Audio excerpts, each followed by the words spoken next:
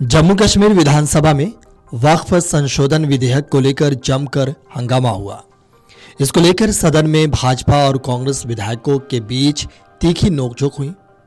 आखिरकार जम्मू कश्मीर विधानसभा के स्पीकर ने वक्फ विधेयक पर प्रस्ताव को खारिज कर दिया। वहीं पूर्व मुख्यमंत्री और पीपुल्स डेमोक्रेटिक पार्टी की अध्यक्ष महबूबा मुफ्ती ने इस पर हमला बोला है।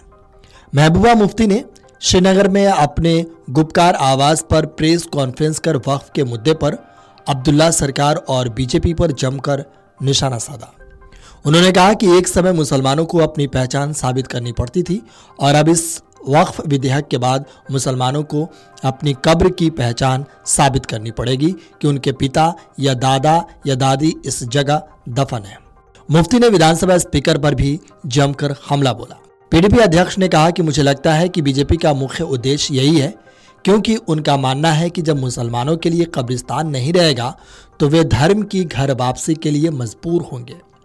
उन्होंने कहा कि पूरी दुनिया ये कहकर भावुक हो जाएगी कि वक्फ बिल लाने वाला मंत्री यहाँ घूम रहा है, जबकि उमर और फारूक उसके साथ है। लोगों ने उन्हें बहुमत से वोट दिया है, लेकिन उन्हें यह देखकर शर्म आती होगी। उन्होंने आगे कहा कि मुझे ऑपरेशन ब्लू स्टार याद है, जब कश्मीर में इसके खिलाफ हड़ताल हुई थी। मुझे वास्तव में दुनिया के मुसलमानों पर शर्म आती है, खासकर कश्मीर के मुसलमानों के राजनेताओं पर, जिन्होंने इस तरह के दृश्य बनाए। मैं विधानसभा अध्यक्ष के व्यवहार पर भी हैरान हूं, जिन्होंने इस मुद्दे को न्यायिक क्षेत्राधिकार बताया है। उन्होंने कहा कि सरकार पूरी तरह से बीजेपी के मुस्लिम विरोधी एजेंडे के आगे झुक गई है। महबूबा मुफ्ती ने एक्स पर लिखा, यह बहुत निराशाजनक है कि जम्मू कश्मीर विधानसभा के अध्यक्ष ने वक्फ बिल पर प्रस्ताव को खारिज कर दिया है। नेशनल कॉन्फ्रेंस तमिलनाडु सरकार से सीख ले सकती है, जिसने वक्फ बिल का कड़ा विरोध किया है। जम्मू कश्मीर एकमात्र मुस्लिम बहुल क्षेत्र है और सरकार में इस मुद्दे पर बहस करने की हिम्मत भी नहीं है। वक्फ बिल को राष्ट्रपति की मंजूरी मिल गई है। आज आप सब लोगों को बुलाया है। यकीन मानिए मुझे बहुत तकलीफ हो रही है जो इस वक्त हुआ, आज जो हुआ, जो नज़ारा जम्मू कश्मीर के बिलखुसूस यहाँ के कश्मीर के लोगों ने देखा, वो दिल को दहलाने वाला था, तकलीफ दे था। जैसा आप जानते हैं कि पूरे मुल्क के अंदर इस वक्त जो माइनॉरिटीज़ हैं, ख़ासकर मुसलमान जो हैं, वो बहुत मुसीबत में हैं, बहुत तकलीफ़ में हैं। मेरे ख्याल में मेरे पास अल्फाज नहीं है वो बयान करने के लिए।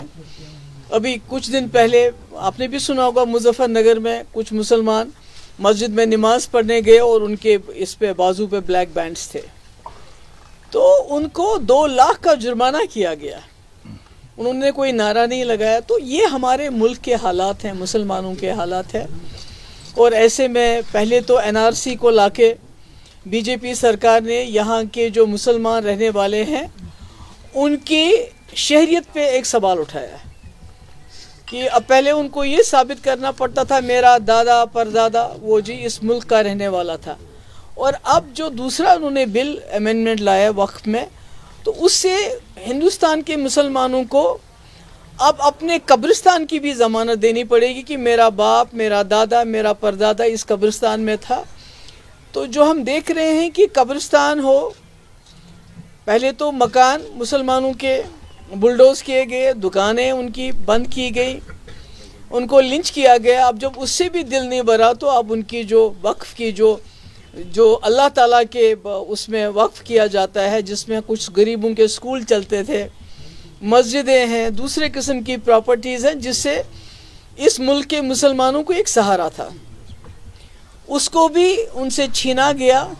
और जैसे मैंने पहले कहा, अब कब्रिस्तान भी मुसलमानों के पास। मुझे नहीं लगता है कि जिस तरह इस वक्त बीजेपी सरकार चल रही है, तो कहीं ना कहीं इनका मकसद ही यही है कि एक वक्त ऐसा आए, खुदा ना खासा मुसलमानों को मजबूर किया जाए कि कब्रिस्तान के रहेंगे नहीं तो आप भी हमारी तरह वो जो घर वापसी की बात करते हैं, अपने जो आपकी मैयतें हैं उसको क्रिमेट करें, उसको जलाएं। इस किस्म के हालात बन रहे हैं।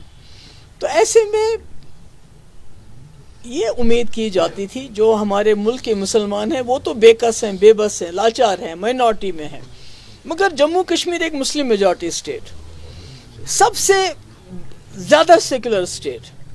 यहाँ की लीडरशिप से उम्मीद थी, यहाँ की सरकार से उम्मीद थी कि पहले तो वो बहुत ही वोकली इस बिल की मुखालफत करेंगे, उसके बाद सबसे पहले सुप्रीम कोर्ट में ये लोग चले जाएंगे, और उसके अलावा जम्मू कश्मीर की असेंबली में आज सबसे पहला ये बात आएगी, रेजोल्यूशन आएगी, जिस तरह ये वहीद परा साहब ने एक रेजोल्यूशन लाया था कि हमारे वजीर आला जिनको लोगों ने यहाँ भरपूर ताउन दिया और उन्होंने वोट भी इसीलिए मांगा कि बीजेपी के एजेंडे को रोकना है। Video desk amarujala.com।